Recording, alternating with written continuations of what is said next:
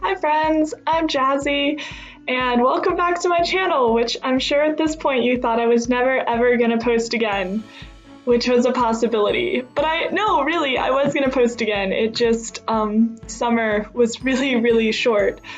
So you can tell I moved rooms, and I have a dog! She's not really my dog. She's my roommate's dog. But she's adorable and she's gonna be here for this video because she's also super excited about what we're talking about today.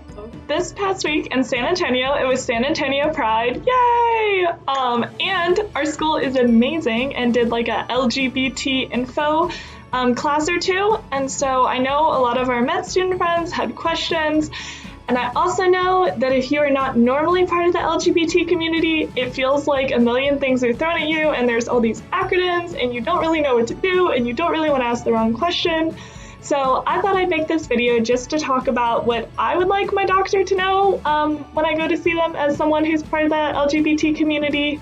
Of course, I have to preface this with I'm one person and this is just my opinion. I know people feel differently sometimes. Also, I am not a transgender patient, so I don't know about that experience, and I understand that is often very different from like a gay or lesbian or bisexual experience, so I will just express what I know and what I've heard from other people, and hopefully it will help some of my fellow med students.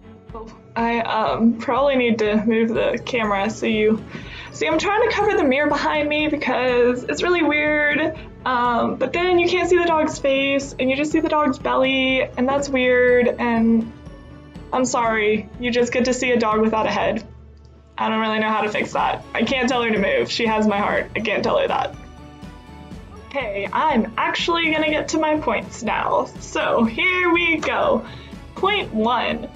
Why assumptions matter. I know a lot of people say like, look, there's a lot of words, I can't really keep up, and I'm kind of speaking for the majority of people who are heterosexual, so I'm gonna talk the way I talk. It doesn't mean I'm hateful.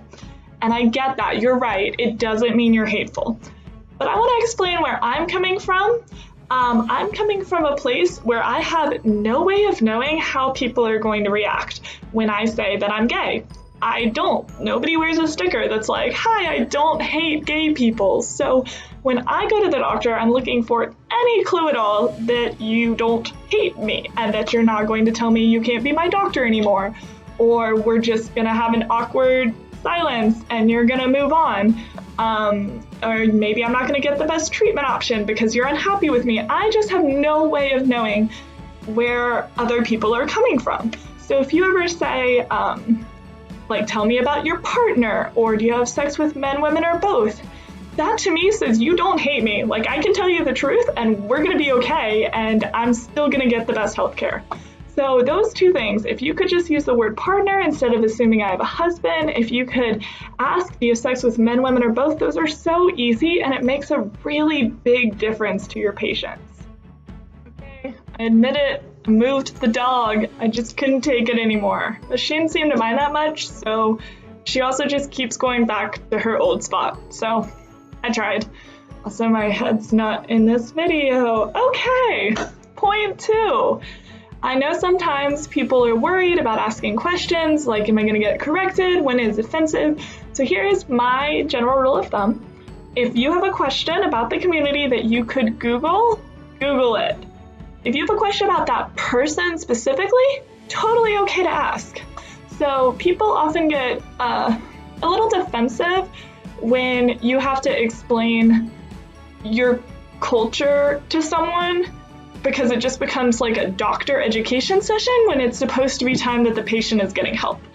But, so for example, if you have a transgender patient, a question you could Google would be, what type of hormones do transgender patients generally take? Although, really, you should talk to their doctor that's prescribing that. But beside the point, you could Google that.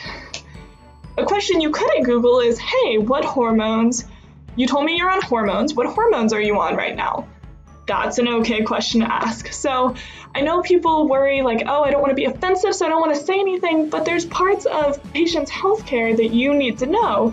And by not talking about it, it makes it seem like you're uncomfortable. I promise you, the patient who just came out to you is way more uncomfortable than you are.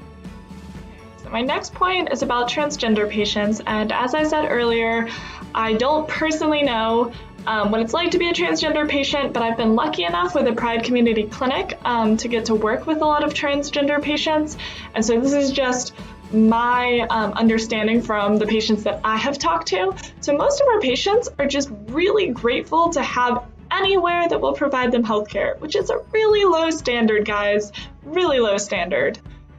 But there are occasionally sometimes patients, especially patients who are slightly older transgender patients, who are very quick to correct you. And I just wanted other medical students to know, because a lot of you, especially if you're in my med school class, saw this happen to me last week, and were really sweet and got really defensive of me. But I have heard where some of our transgender patients are coming from. They're coming from not just my insurance won't cover my healthcare, but there is literally nowhere in my city that will offer healthcare. There are doctors even that offer transgender healthcare that refuse to use the person's correct pronouns. I mean, it's crazy the barriers that these patients have to go through.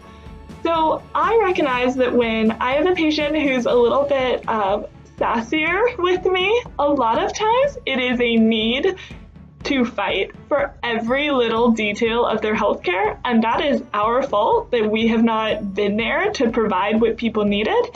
And it has nothing to do though with us personally. So just recognize if sometimes you get corrected, or if you're like, oh my goodness, this patient is just being so difficult with me. They're being difficult with you because that is what they have had to do in the past to get any treatment at all. And that's not okay. And hopefully as we start providing more options for transgender patients and start getting them the basic health care that they need, we will have patients trust us a little bit more, that they will not feel a need to be so defensive, but we'll also get more educated and not offend people as much. So that will be lovely also. My next thing is about if you have never Googled why the gay community has a higher rate of HIV, please do that. It is not just because there are fewer gay people than there are straight people. There are plenty of small communities that don't just like, ta-da, have HIV. So I don't know how much I can say on this channel because I don't know how YouTube works because I'm 90 years old. But if you haven't Googled why HIV is common in gay community, please go do that right now. And then you'll know. And then you can give better safe sex talks to your patients. Awesome. Moving on. To end on my happy note, the starting point is really low, y'all. If you can be accepting to your patients, if you can be, from the start, use words like partner or just have a little like rainbow flag. Like I have my little rainbow flag sticker right here. I haven't decided where I'm going to put it. But if you can just show in any way that you're accepting, you now have a patient who would want to come back to you. You're decreasing the disparity in healthcare. Already the world is a better place because you decided that you were going to put in a little bit of effort. So that's the good news, is it's not that hard to make a really big difference to patients. So I hope you'll found this encouraging. I hope you'll ask me questions if you have any. And maybe if you're lucky, I'll stop talking constantly about LGBT rights for the next week or so. Okay, I love y'all. Bye.